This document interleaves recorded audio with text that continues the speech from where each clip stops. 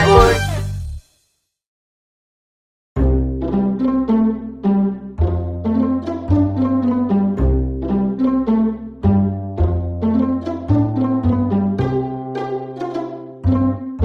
Assalamualaikum.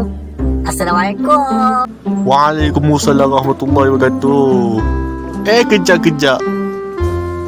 Kau ni siapa?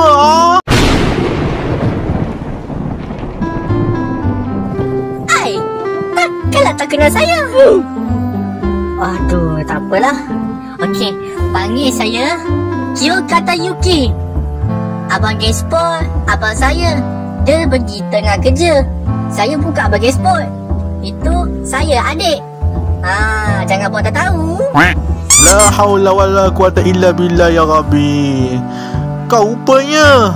Aduh, ingat siapa lah ni? Kau buka abang Gesport. Tak apa, it's okay. Panggil saya Sensei Adi Iman. Ada apa nak tanya? Oh, tak ada apalah Sensei Adi. Saja kita kenal namanya. Kita kan first time Pulau Tagun. Tapi aduh sakit perut aku. Kau okey ke tak? Allah, aku dah tutup kunci pintu. Aduh. Tak apalah Sensei Adi, aku nak kentut sendiri. Ke sini je lah. Aduh. Eyo, kepala Anwar kau.